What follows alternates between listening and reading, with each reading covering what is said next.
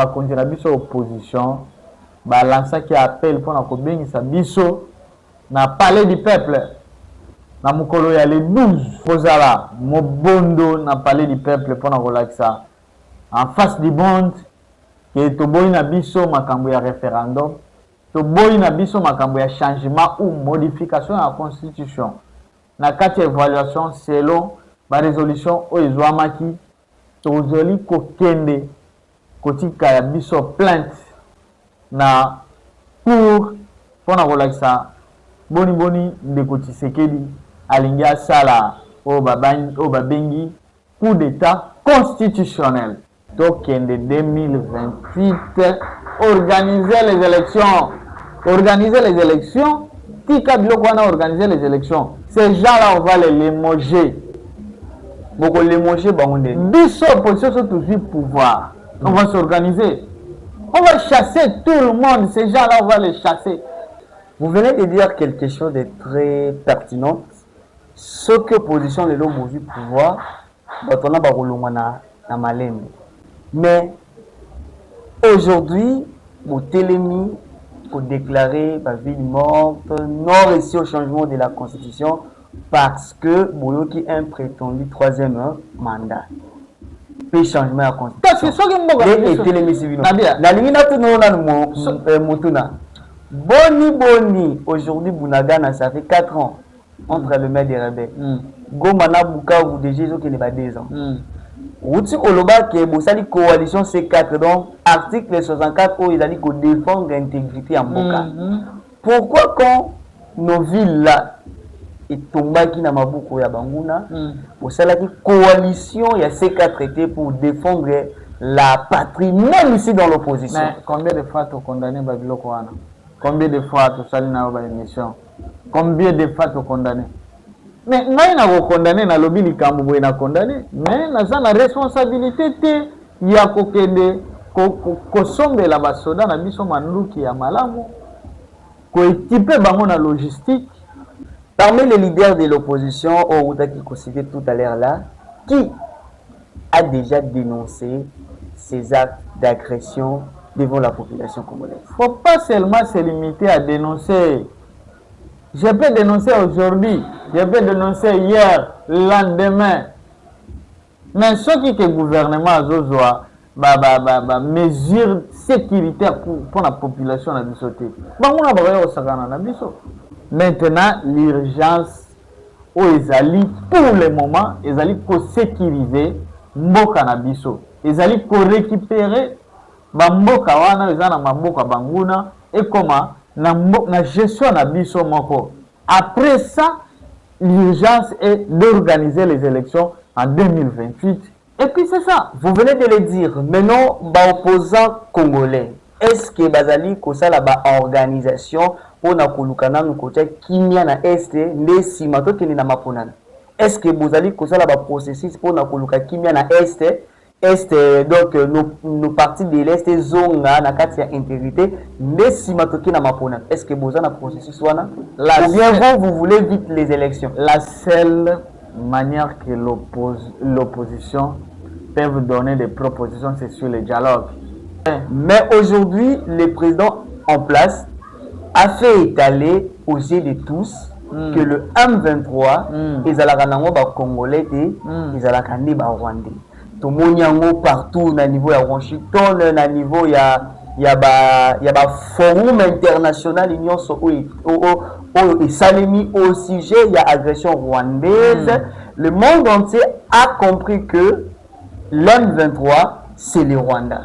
Mais quand l'opposition vous est en train de demander les dialogues en ce moment-là entre les Congolais, pendant que M23 est en Rwanda masqué ou déguisé, ce qu'on trouve des dialogues exactement na banane.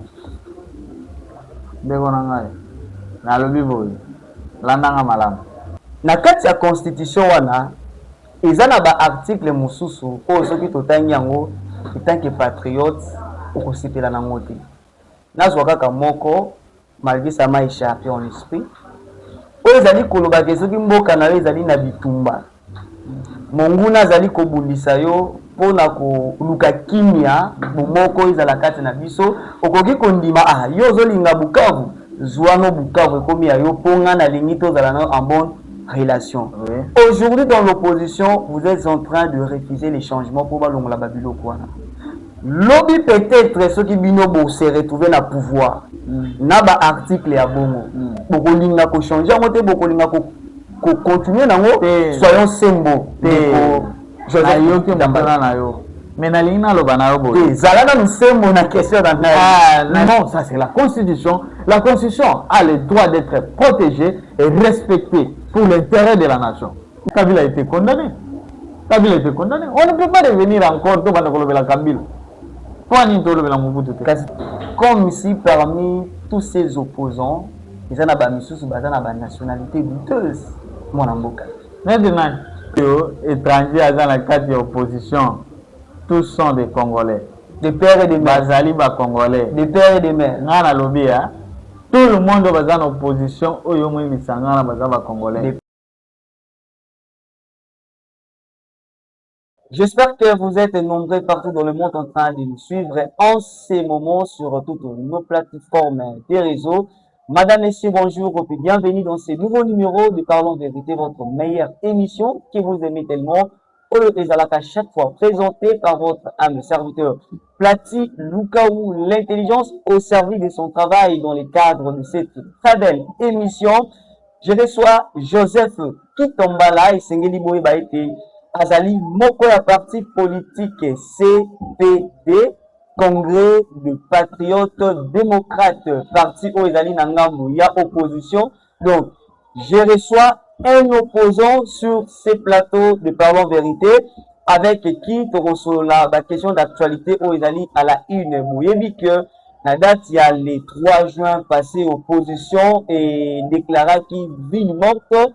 Ce par-là, nous allons beaucoup plus développer nos sujets pour n'appuyer et Simbaki te décréter qui ville mortuana pour intérêt il y a nini exactement. Ceux qui déjà d'accord nangaï à confondre déjà bilili pour que vous m'on a invité to banama solo. Bonjour monsieur Kitamba. Bonjour monsieur les journalistes. Comment on fait? Par la grâce de Dieu ça va. La santé, le travail, donc tout évolue bien. La santé, vraiment, par la grâce de Dieu, mais pas par la grâce de la République démocratique du Congo, mon pays que j'aime beaucoup. Parce que le pays est très mal géré aujourd'hui, vous savez, il y a beaucoup d'embouteillages, il y a beaucoup d'insécurité, il y a vraiment de l'insalubrité dans la ville province de Kinshasa. Bon, merci. Nous allons y arriver. Merci beaucoup. Juste un mot pour nos très chers fidèles téléspectateurs.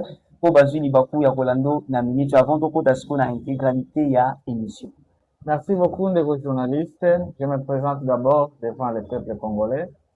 Nazali Joseph Kitambala, Lupendo.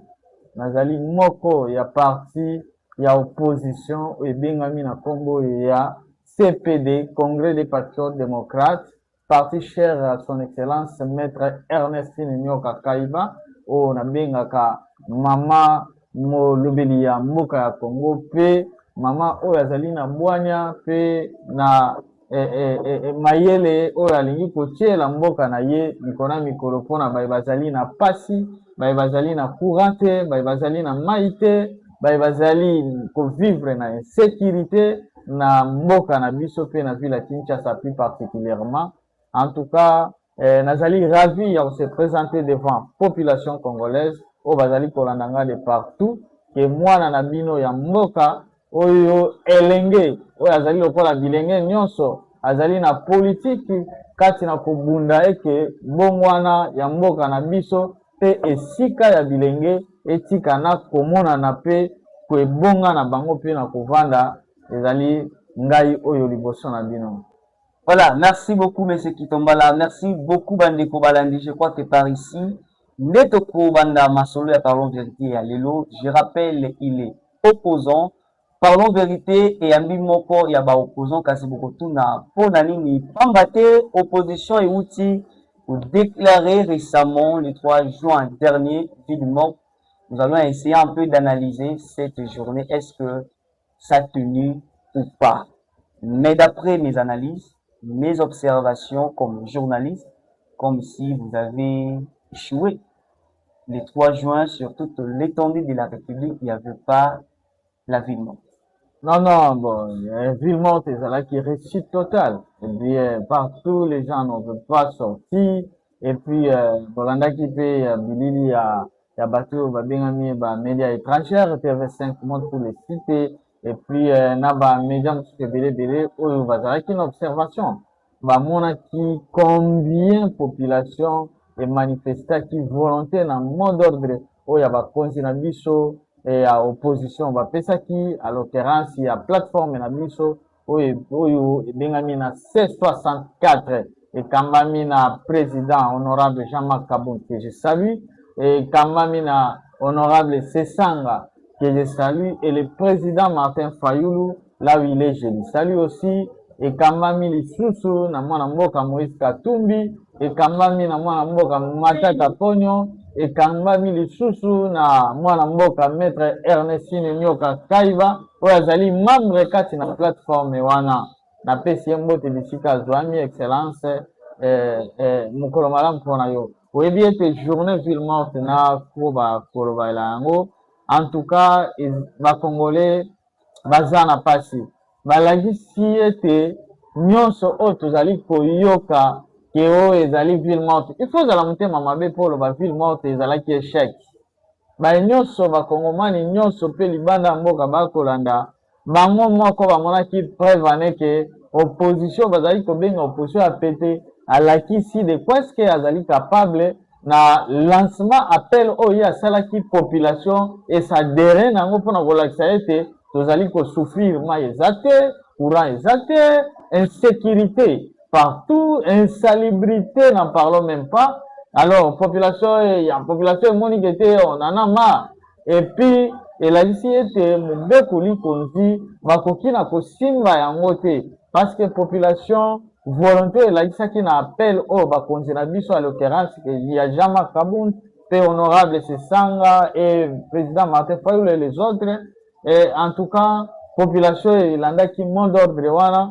Ville morte ezalaki réussite totale partout na ba province pe na ville ya Kinshasa mutu moko te akoki kokonteste yango ebele ya majorité pe ya union sacrée epanzani lelo ekomi C4 biso toyebi ke C4 ezali dilaboro bapesaka bangulu mpo bavimbana yango nde bango bakei kozwa C4 oyebi ke majorité baza na perte de vitesse balingi koyoka te opposition bana kobanga bazali kobanga po bayebi ete opposition ezali population.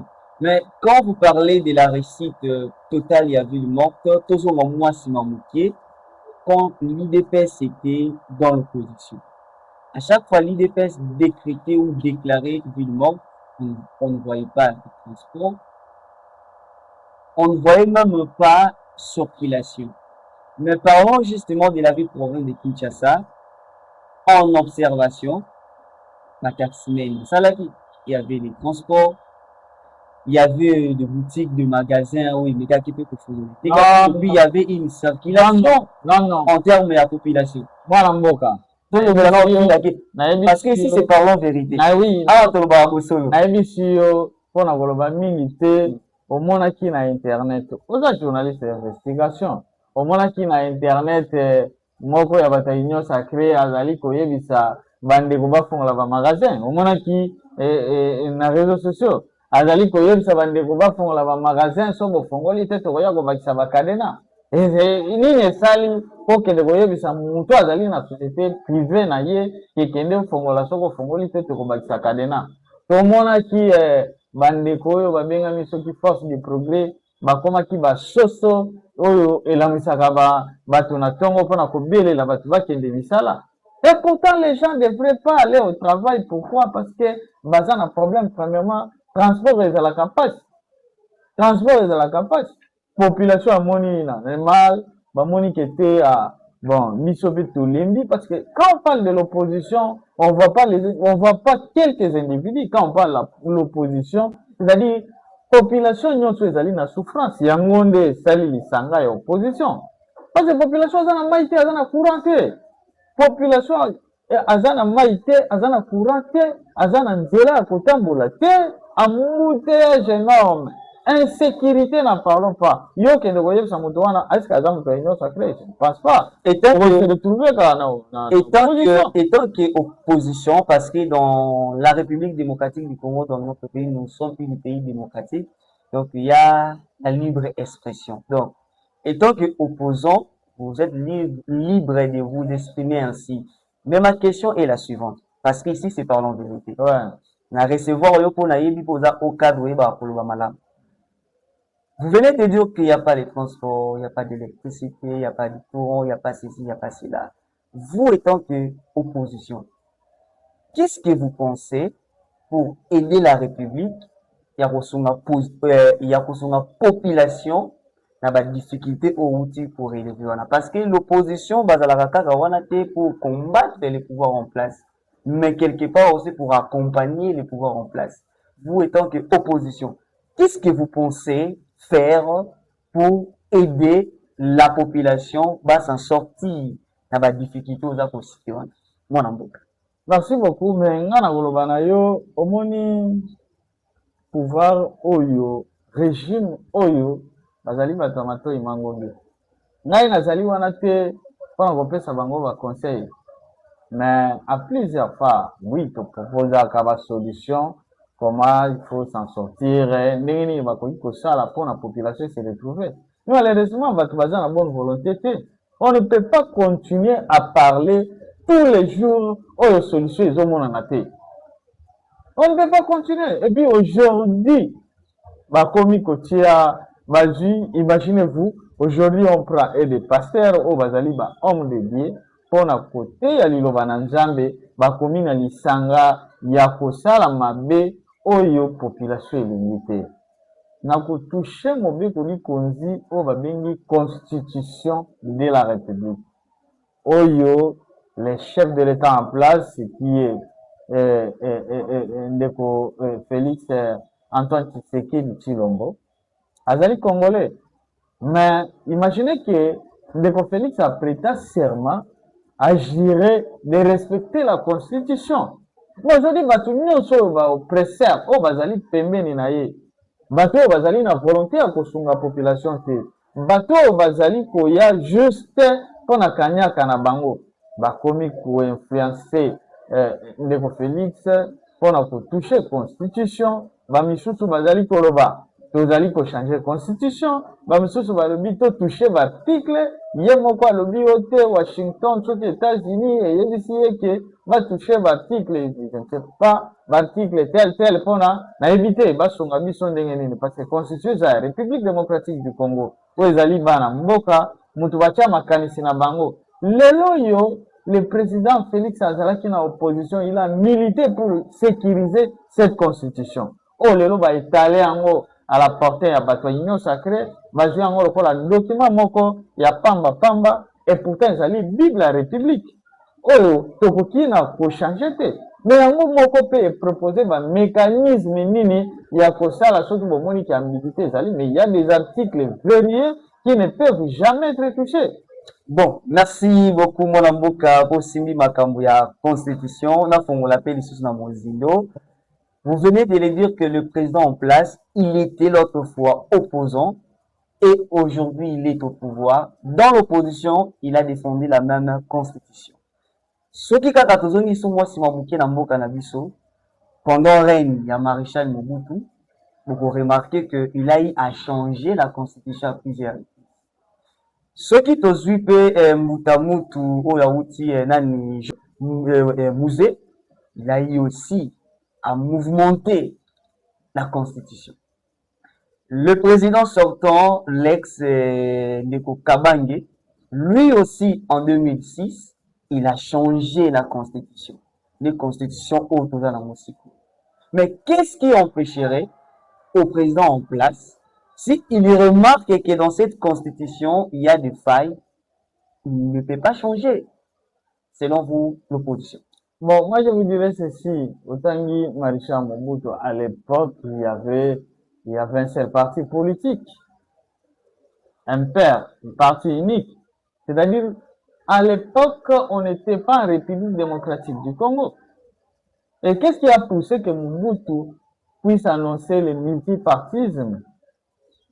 C'est-à-dire que la population avait marre avec lui. C'est ça, et la population lui avait vomi. C'est pourquoi Mobutu a quitté, parce que Kabila était venu. Mais nous, on n'a pas besoin de ça. On ne peut pas souhaiter Babiloko Oyekomela, Mobutu, Musée et Anamokonzi Mboka. Nous sommes les gardiens, on protège la République démocratique du Congo.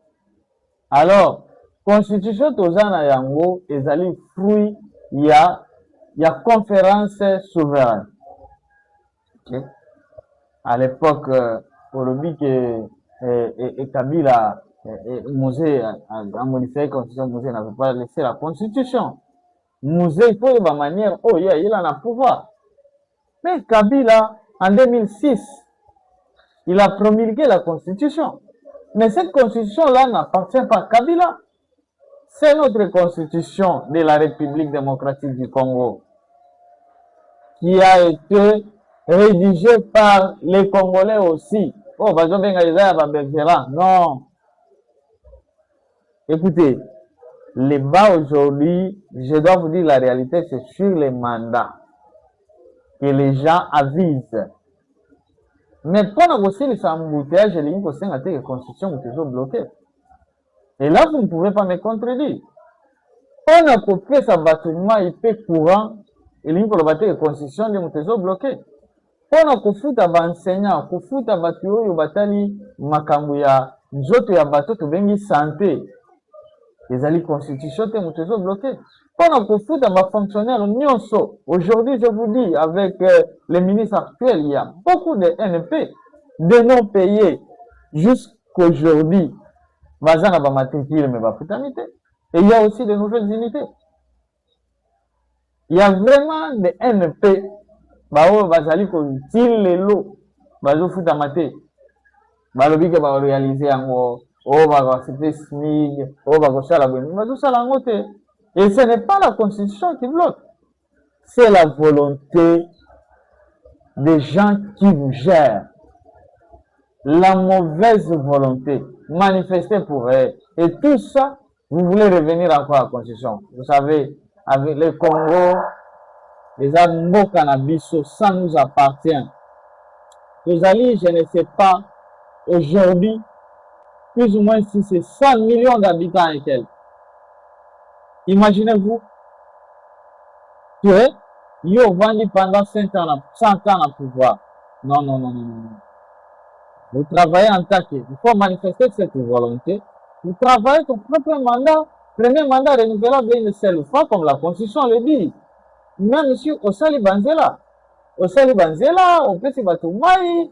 Ce que c'est bien de montrer cette volonté, je suis limité ici, et une autre personne va continuer. Oh, le père Akoya, Asali ya lobio, ngana yeli na ngai ka nasali sa bilanga.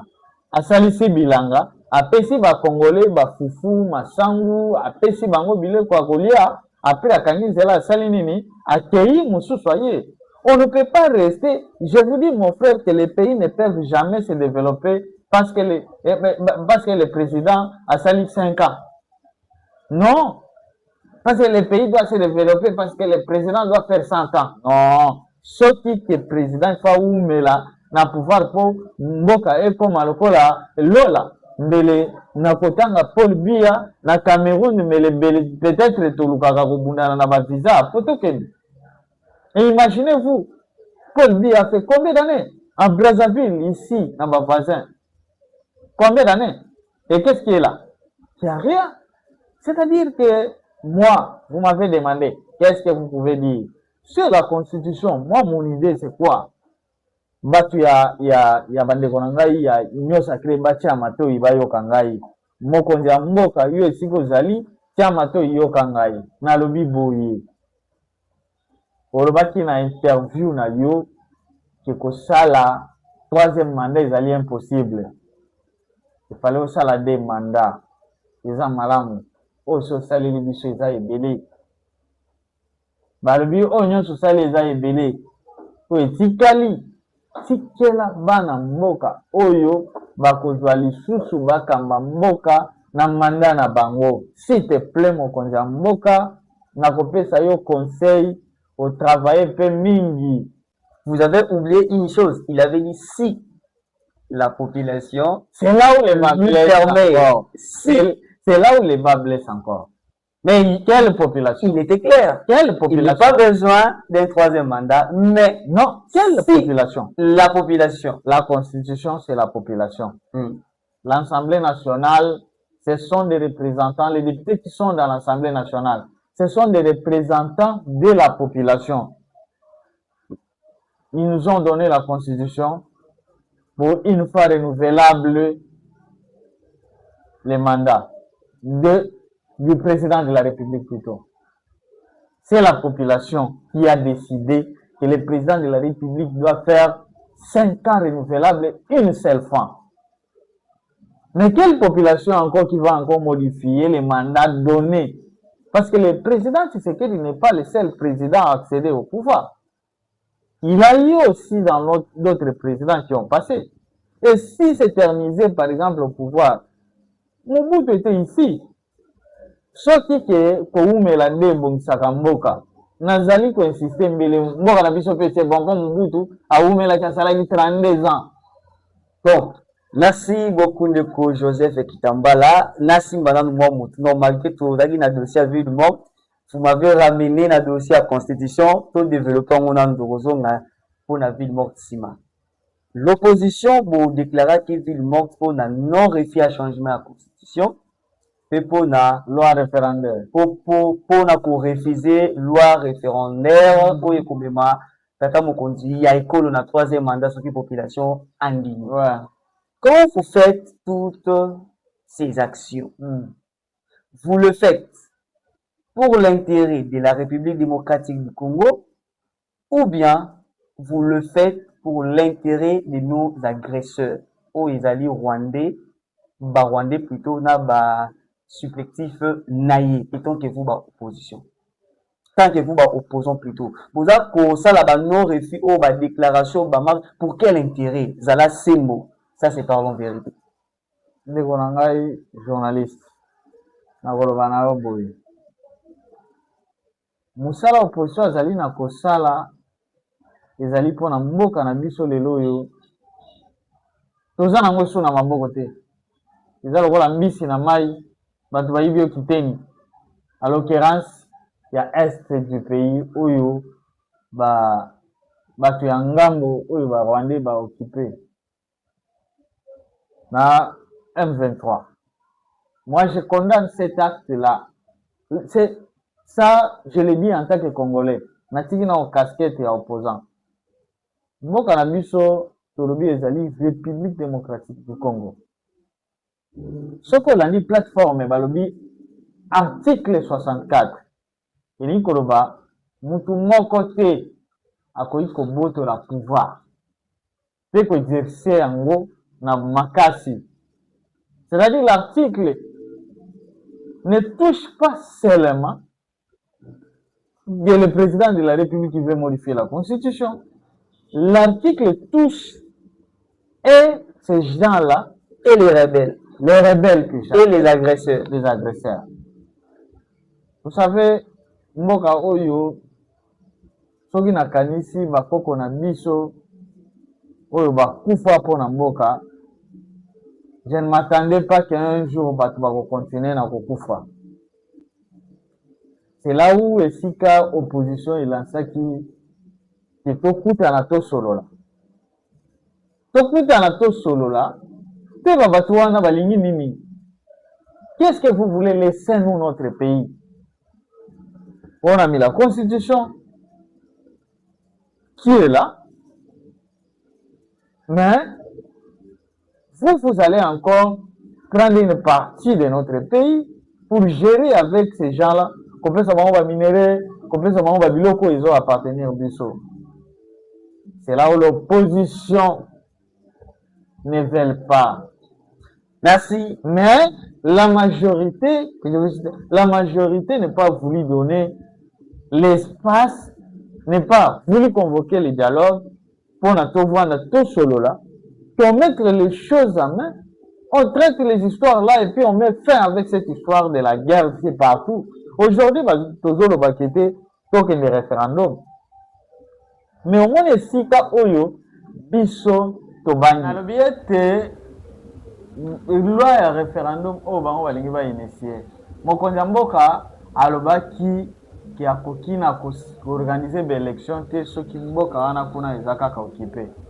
Yango nde toza komituna. Soki mboka oyo kuna na est ezali occupé, yo lingo initier référendum. Et pourtant référendum eza ba congolais nyonso moto ba votana. C'est-à-dire que vous isolez côté wana kuna yo lingi ka congolais. Congolais ezaka quand on parle de la République démocratique du Congo, on parle pas seulement de Kinshasa. On parle pas seulement de Bandundu.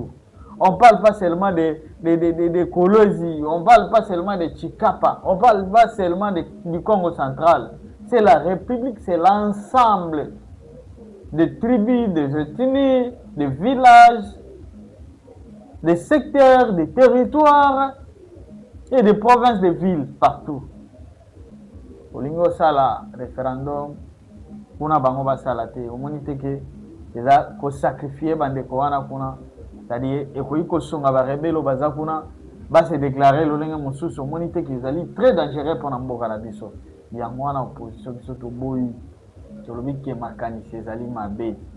Olobai ke ideni ni akopesa nde to lobi mokonzi ya mboka tokende 2028 organiser les élections. Organiser les élections, tika biloko wana organiser les élections. Ces gens-là on va les limoger. Beaucoup les manger, biso opposition sur toujours pouvoir. On va s'organiser. On va chasser tout le monde. Ces gens-là, on va les chasser. Même pas les chasser, c'est-à-dire bango moko ba kolongwa na malembe. Vous venez de dire quelque chose de très pertinent. Ce que opposition les lots du pouvoir, on a ba kolongwa na malembe. Mais aujourd'hui, au télémi pour déclarer la ville morte, non réussi au changement de la constitution parce que Boyoki a un prétendu troisième mandat. Puis changement de la constitution. La ligne Boni, aujourd'hui Bunagana, ça fait 4 ans entre le maire des rebelles. Gomana Bukavu, déjà, ils ont 2 ans. Outi Oloba qui est Bossali coalition CK64 où il a dit qu'on défend l'intégrité en Boka. Pourquoi quand nos villes là et tombaki na mabuko ya banguna, Bossala qui coalition défendre la patrie même ici dans l'opposition. Mais combien de fois tu condamné Babiloko wana? Combien de fois tu sali na ba émission? Combien de fois tu condamné? Mais ngai na ko condamné na lobi likambo boye na condamné, mais na za na responsabilité te ya kokende kosombela basoda na biso manduki ya malamu ko équiper bango na logistique tozali na bavaya soldat toza na basoda oyo bako bunda bitumba bango na batie bango hors état de nuire bazali mais prise en charge na bango feza la malamu proposition yango wana oyo zoluka na pesa baje gouvernement bazwa basoda bafuta bango mbonga malamu pesa bango logistique ba arme moko sophistiqué oyo bakoki kobungisa munguna balimogeye parce que toza na basoda baza makasi mapinga na biso bazalaka makasi bazala makasi ngai en tout cas nazalaka sima ya mapinga na biso mpona yebi ke baza bato oyo babunda depuis des années toyebi ke armée na biso bato babangaka yango makasi. Parmi les leaders de l'opposition, au qui considère tout à l'heure là, qui a déjà dénoncé ces actes d'agression devant la population congolaise? Il ne faut pas seulement se limiter à dénoncer. Je peux dénoncer aujourd'hui, je peux dénoncer hier, le lendemain. Mais ce qui est le gouvernement a mesure sécuritaire pour la population na bisoté. Que le gouvernement en place puisse se focaliser na koyeba ko sécuriser mboka na biso. Ezati que to vandika boye mon cher, ezandenge nini to la bière. Une constitution il faut to changer en tout cas constitution il faut to changer non. eza une matière ya kotia na ordre du jour te. Maintenant l'urgence o ezali pour le moment ezali ko sécuriser mboka na biso, ezali ko récupérer ba mboka wana eza na mboka banguna et comment na gestion na biso moko. Après ça, l'urgence est d'organiser les élections en 2028. Et puis c'est ça. Vous venez de le dire. Maintenant, opposants congolais, est-ce que bazali kosala ba organisation pona kolukana ngotia kimia na este ndesi matoke ni na maponana? Est-ce que bozali kosala ba processus pona koluka kimia na este? Donc nos partis de l'est zonga na kati ya intégrité ndesi matoke na maponana. Est-ce que bozana processus wana? Ou bien vous voulez vite les élections? La seule manière que l'opposition peut donner des propositions, c'est sur le dialogue. Comment? Venez sur la table, on a dit, la présidente Tshisekedi, Ndeko Tshisekedi convoquer dialogue. Que tous les Congolais puissent se retrouver sur la table. Discuter, opposition a vu Maël Naye Piatia. Vous ne pouvez pas ignorer, Martin Fayulu était allé voir le président Tshisekedi. Et vous avez compris cette volonté-là que l'opposition a montrée. La volonté que l'opposition a montrée pour dire au pouvoir que on ne vous combat pas. Vous êtes nos frères, les gouvernements, les gens qui nous gèrent, vous êtes nos frères. Mais vous devez avoir une méthode de réfléchir. La méthode de réfléchir, convoquer les dialogues. Mettons-nous sur la table, discutons-nous, quels sont les mécanismes qu'on doit mettre en place pour tout éradiquer l'hémorragie tout ça. Maintenant, nous allons faire... Mais les gens au pouvoir, on va monique et dire, opposition a pété, parce que yaki, parce que l'un a bango, il y a beaucoup de président, et peut-être pas data. Mais la question est à que journaliste, nous allons faire les dialogues avec qui exactement? Parce que avec les Congolais. Ceux qui n'ont pas moi si avec les Congolais. Vous venez de le dire avec les Congolais. Ouais. Mais aujourd'hui, le président en place a fait étaler aux yeux de tous que le M23, ils ont les Congolais et ils ont les Rwandais. Tout le monde partout, au niveau de Washington, au niveau il y a forum international, l'Union et Salemi au sujet, il y a agression rwandaise. Le monde entier a compris que l'M23, c'est le Rwanda. Mais quand l'opposition vous est en train de demander les dialogues en ce moment-là entre les Congolais, pendant que M23 est en Rwanda masqué ou déguisé, est-ce que les dialogues ont exactement na banane? Na lobi boy landanga malam lobi M23 ezali ba Rwandais exactement, vous en avez raison. M23 va utiliser quelques personnes au yabiso ba congolais bazana kati au bango va utiliser pour la rébellion en Salema. Mais les dialogues tant yo zolo baké une opposition, il est ni bopesi pour qu'il y ait une sécurité ici là. Est-ce que dialogue, quand on appelle dialogue, zamba li bosote. Ce qu'on vit na gestion à Kabila, 1+4 Botama. Et bien Botama pour l'année. C'était les dialogues. Il y avait aussi des rébellions ici par là. Mboke Zalaki, Kuna, Jean-Pierre Bemba, où ils ont le pouvoir de l'autre côté, Zara Sourouberwa, de l'autre côté, Zaki Belé. Ils étaient nombreux. Mais jusqu'à ce que les gens ont vu l'opposition. Aussi, je sais qu'à l'époque, le président, heureuse mémoire, Etienne Tshisekedi, était présent. Balabi qui était au Rwanda, tout solo là. Il s'est mis sur la table et discuté. Et on a cherché comment réunifier notre pays. Bitumba kuna bato bazalaki kuna balongweti baye na biso ngana soutenaka Tshisekedi esika oyo alobaka mixage te Tu vois? Ok. C'est là où je suis d'accord avec lui. Mais à part ça, tu sais qu'il peut avoir l'idée, il y a bien. Mais tout autour de lui, il y a que les opportunistes. Il n'y a que des opportunistes qui n'amènent pas les idées pour construire notre pays.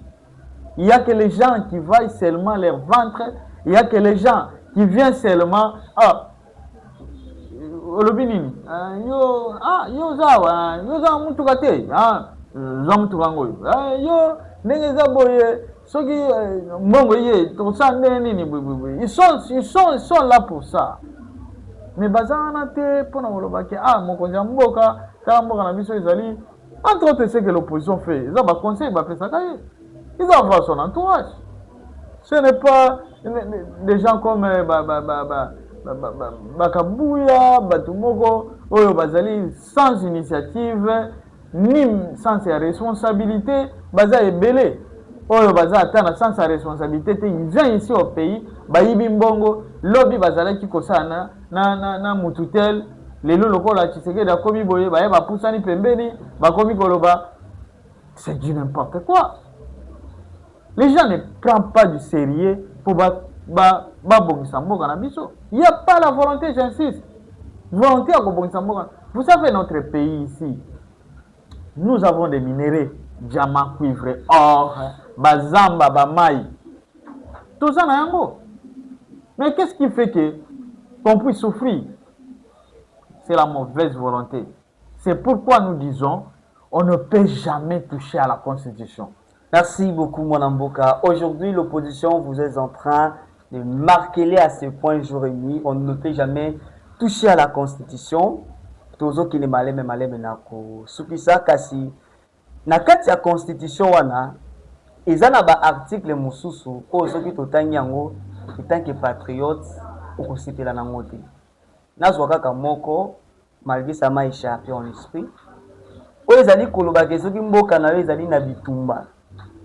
Monguna zali kobundisa yo pona ko luka kimia bomoko izala kati na biso okoki kondima yo zolinga Bukavu zwano Bukavu ekomi ya yo ponga na lingi tozala na en bonne relation. Oui. Aujourd'hui dans l'opposition, vous êtes en train de refuser les changements pour balongola babilo kwana. Lobby peut-être ceux qui bino bo se retrouver na pouvoir. Na ba article ya bongo.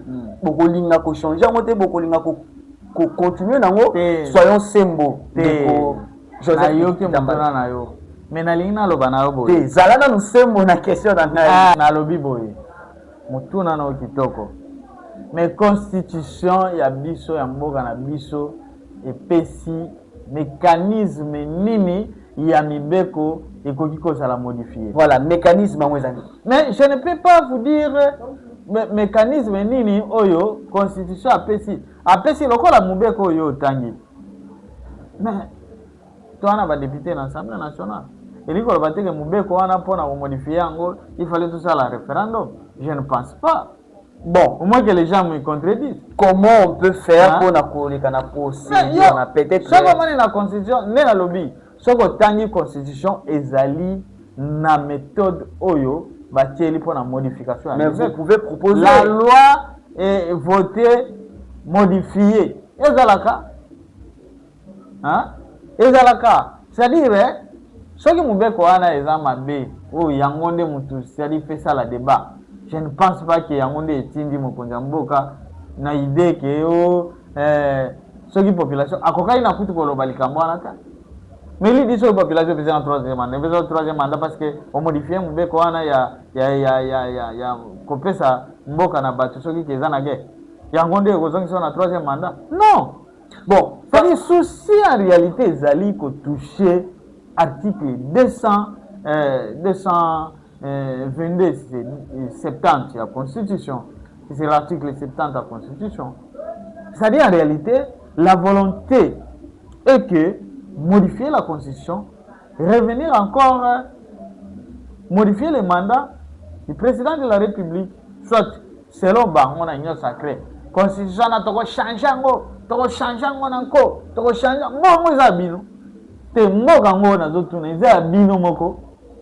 le Congo nous appartient. nous sommes des fils et des filles de la République démocratique du Congo.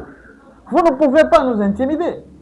Vous ne pouvez pas nous intimider parce que un groupe d'individus, on a 80 millions d'habitants, 100 millions et quelques d'habitants, pour nous intimider, on va changer encore. Au moins, on a papier. Tous les papiers mouchard, aux yeux, au fond, et puis au changer, au bois qui, après aux yeux, non, ça c'est la Constitution. La Constitution a le droit d'être protégée et respectée pour l'intérêt de la nation. Merci beaucoup, Ndeko Kitambala. La Constitution que nous voulons changer, ou bien la Constitution que le pays veut changer actuellement, ezalaki promulgué, prononcé, proclamé ou déclaré et pas à l'ex-président Tabangi. Aujourd'hui, d'après les enquêtes, le plainte et tout ce qui était dit sur lui, on a conclu pour vous dire que il n'est pas congolais. Ça c'est un.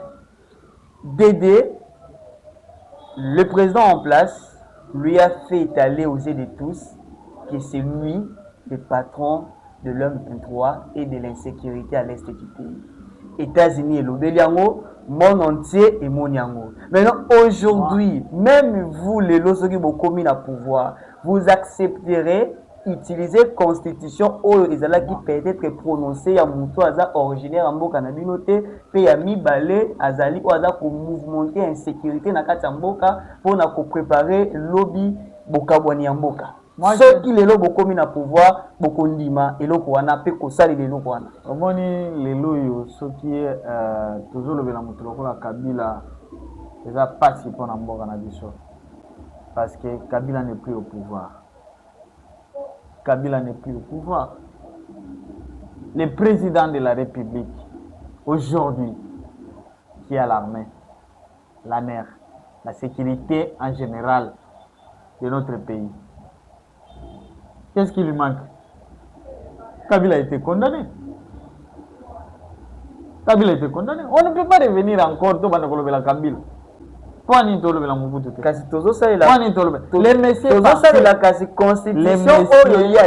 messieurs est parti. Point barre. La constitution, il est parti. C'est la constitution qui le protège. C'est la constitution qui dit que Kabila n'est pas. C'est la constitution qui dit que Kabila est mutu. Azad a droit à groupe armé. C'est la constitution. C'est la constitution. Kabila est parti. Il a fait son temps. Il est parti. Il faut oublier cette histoire-là de Kabila. Nous ne sommes pas ici en train de penser encore à un monsieur qui a géré le Congo pendant 18 ans et qui est parti. Et nous continuons maintenant à réfléchir pour le Congo. Le Congo n'appartient pas à Kabila. Le Congo n'appartient pas à Tshisekedi. Le Congo nous appartient tous. Aujourd'hui, Tshisekedi n'est pas être là. Il y aura encore une autre Congolais qui va revenir au pouvoir et gérer ce pays. Le Congo n'appartient pas à ces individus. La République nous appartient, nous tous. Pourquoi pas Joseph Kitambala peut être président de la République? Je suis un diplômé. J'ai fait mes études. Mes parents ne m'avaient pas envoyé à l'université pour rester seulement comme ça, de ne plus gérer ce pays. Naza Congolais. Excellence Enersi Nyoka Kaibas. C'est une Congolaise. À 100%. Qui a aussi des réalisations. Parce qu'il y a déjà vice-ministre à Abidjan, il a travaillé dans ces pays, il a apporté un plus dans le ministère à Abidjan. Qui vous avait dit cette dame ne peut pas gérer ces pays? Et le pays doit rester seulement hypothéqué par un groupe des individus qui doit nous gérer et manipuler toute une jeunesse. Oh, Bazali outillé, oh, Bakoui quoi apporter un plus dans Mboka. Non! Non, et là, je ne peux jamais être d'accord avec ces gens-là qui citent encore le nom de Kabila. Qu'est-ce que Kabila viendra nous apporter? Kabila fait son temps, et puis il est parti. Maintenant, la question de réfléchir, c'est pour notre pays, pour l'intérêt de la nation. Réfléchissons-nous là.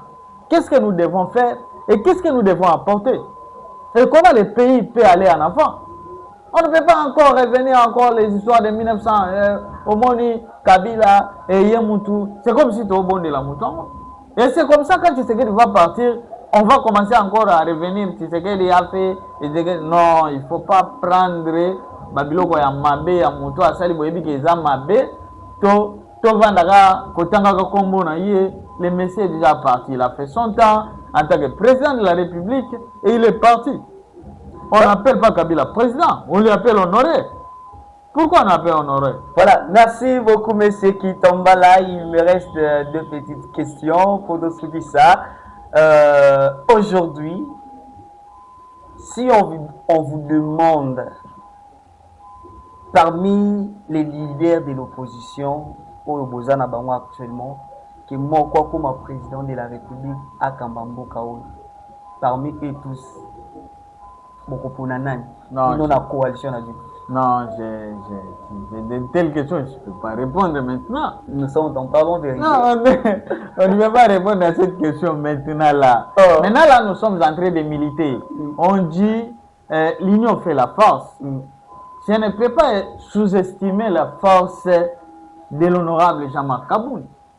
Je ne peux pas sous-estimer la force de l'honorable Deli Sessang. Je ne peux pas sous-estimer la force du président Matata Pogno. Je ne peux pas sous-estimer la force du président Martin Fayoulou. C'est-à-dire, je ne peux pas sous-estimer la force de ses leaders et de mon leader aussi. Donc, pour l'instant,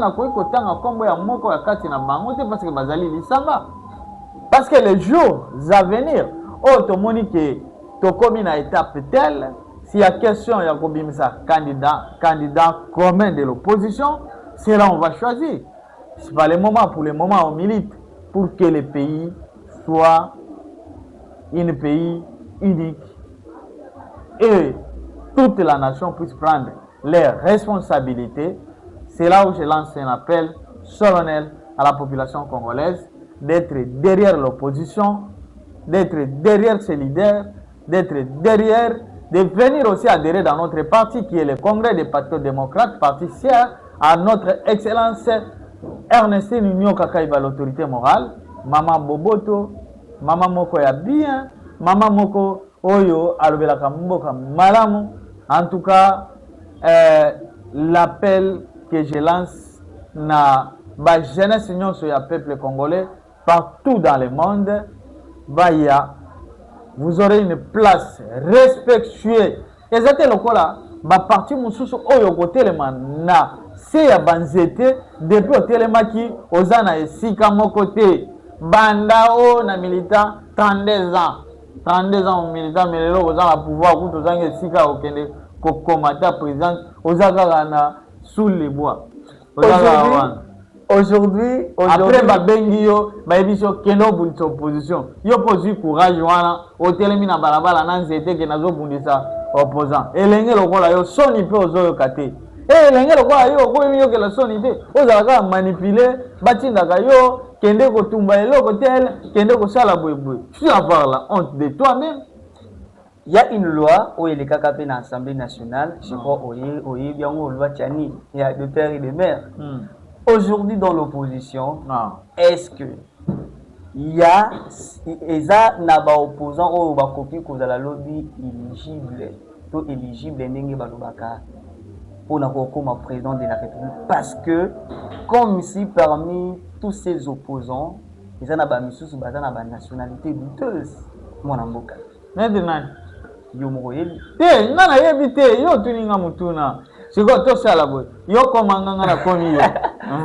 Dans ma déontologie, ça ne vous permettra pas de me questionner dans mon plateau. Alors, là tout na yo Bolivie congolais mon côté oyo étranger à la carte d'opposition, tous sont des congolais, de père et de mère. Bazali ba congolais, de père et de mère. Ngana lobi ya tout le monde va en opposition au Yomo Misangana Bazava Congolais. Des pères et des mères. Bon, il y a bien des étrangers. Il y a des Congolais en opposition. Excellence Ernestine Nyoka Kaiba. Congolaise. Maman n'a pas linga Congo. Tala, na yebi siyo que merde, il y a eu un mot. Voilà. Et puis, c'est la maman qui milite aujourd'hui pour l'intérêt de la femme congolaise. C'est-à-dire, il organise des conférences pour l'intérêt, pour parler que de l'intérêt de la femme congolaise en général. ba maman bazali na ba veuve, ba maman ba veuve, ba fille mère to bengaka, ba orphelin, ba orpheline de partout. En tout cas, respect à vous, Excellence Maître Ernest Nyoka Kaiba, l'autorité morale du Congrès des patriotes démocrates. Respect à vous, maman. Je sais que le Congo vous appartient aussi. Le Congo vous appartient aussi. Vous avez ces droits-là et l'obligation de faire tout possible, de faire échouer ceux qui veulent hypothéquer le pouvoir na intérêt na bango. Voilà, merci beaucoup pour Nakosu Kissa. La toute dernière question qui me reste est la suivante. Toyoki que vous allez préparer na micro, vous allez koya une opposition, bien sa population, babimali sous libanda. Qui nous parlait du peuple, na évité. Bozo bongisa les sous du mort mususu, to bozali ko bongisa marche mususu, to exactement ezali nini. Pe to monaki les sous bino bokotaki réunion ya évaluation pour na ko solola maimatali ville morte. Décision nini bozui na kati ya lisanga na bino na pour na kosuki ces missions. Pe nino bozali ko préparer c'est la population toye bezali nini parce que awa toza parlons vérité to lo babosolo to bomba ke lo côté tozali na action ebele oyo kozala mener sur terrain aux population est proposé entre autres ezali ba manifestation pacifique parce que biso to bimaka na balabala te pona kosala ba trouble to bimaka na balabala te pona ko détruire oyo ya biso biloko l'état hein totongi na pasi biso tobimaka na balabala mpona kolakisa de quoi est-ce que colère na biso ezali de quoi est-ce que esika toboyi likambo elingi kosalema ya nyamu yango nde bakonzi na biso opposition balansaki appel mpona kobengisa biso na palais du peuple na mokolo ya le 12 juin tokozala mobondo na palais du peuple mpona kolakisa en face du monde que toboyi na biso makambo ya référendum toboyi na biso makambo ya changement ou modification ya constitution na kati ya évaluation selon ba résolution oyo ezwamaki tozali kokende kotika ya biso plainte na cour mpona kolakisa boni ndeko Tshisekedi alingi asala oyo babengi coup d'état constitutionnel ya mboka na biso yango nde bakonzi na biso balansaki mbela mokolo ya le 9 toali kokende kotika plainte contre ndeko Félix Antoine Tshisekedi Tshilombo mpona makanisi oyo ye azwi wana ya koloba dans toute fierté ke soki congolais apesi ngai 3e mandat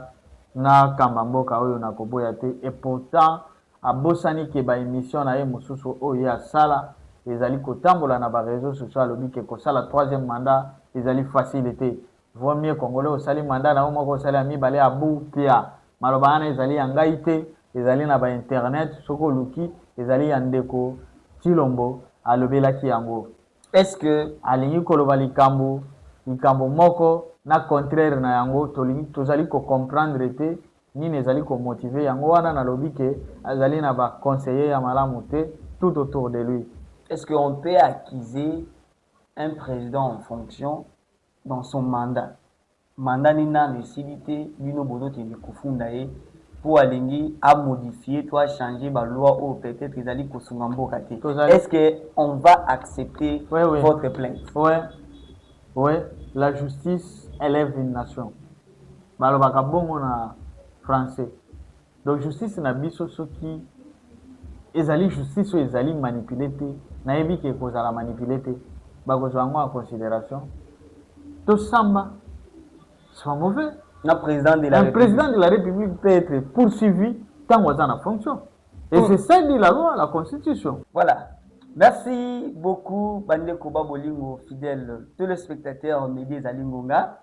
C'était les questions de Platine Oukaou Oyowatu Ezalaki devant l'invité opposant Joseph Kitombala. Je crois que Boulandi Bisso plutôt en toute intégralité. Du début jusqu'à la fin pour ces numéros. Tosuki Awa. Peut-être prochainement, si Dieu le veut, tokokoba ba numéro nini okoki ko résumer na mokuse pona ba autorité bazali kokamba mboka pe pona population oyo azwi libaku ya kolanda yo etant que moko ya baimboka message nini okopesa bango na mokuse po tosukisa masolo ya mokolo lelo. Peuple congolais, na bengisi bino mokolo ya le 12 liboso ya palais du peuple. Boya ebele. Mboka na biso ekomi na danger. Bato bakomi kosala na volonté na bango. Bakomi kosalela mboka na propre volonté na bango, na bintérêt na bango. Boya to sangana. Etumba oyo tokolonga po mboka ezali ya biso nyonso. Mboka ezali ya biso nyonso bilenge bo longola bobangi. Bilenge oyo bozali ko réfléchir. Boya mboka ezali ya biso, mboka ekoki kozala kokambama te na bato oyo bazali kosalela intérêt na bango, mboka ekambamaka na intérêt général ya population. Napesi excellence Ernestine Nyoka Kaiba ba mbote ebele pe weekend malamu na mokolo tozali kotourne émission oyo. Napesi mbote na bakonzi na ngai nyonso ya opposition lisanga mobimba pete natangai déjà bakombo na bango. Napesi bango mbote bisika bazwami pe sans oublier ya mon secrétaire général Séverin Nzeka Kawat oyo azali chef d'état-major na ngai. Napesi yo mbote en tant que vice-président interfédération na yo Joseph Kitambala, molobeli ya Congo, molobeli ya bana mboka, molobeli ya bilenge nyonso, molobeli ya bilengo bazali ko souffrir bisika nyonso bazali. Bino bato bazali na est du pays. Tozali de cœur na bino. Totika kabino te. Tolobaka mikolo na mikolo ke lelo tolobi bokozwa kimia ya mbula na mbula. Merci beaucoup de vos journalistes pour l'invitation. Merci beaucoup aussi d'avoir accepté l'invitation parce que Mikolo va opposer Bélé Bakimi TV depuis Bolo Betimpia Ganavi Mob. Beaucoup de ressources pour le bâté, mais yo quand même un beau petit courage. Au lieu de recevoir yo, vous étiez devant platine au cas où les journalistes d'investigation. Voilà, merci beaucoup. Très chers fidèles téléspectateurs, c'est par ici, de tout ça. Parlons vérité, il y a mon collègue. Pour na oyo yo ezali mbalano liboso ya kolanda biso na ba plateforme na biso ya réseau, n'oubliez pas surtout de vous abonner très massivement et que ça la biso énormément plaisir. Tika ba suggestion na ba commentaire et que vous allez le bienvenue. Je rappelle qu'à l'antenne, c'était Platine Ukao, l'intelligence du travail, les journalistes d'investigation, tout le monde a nimbala sima pona basango mosos. Au revoir.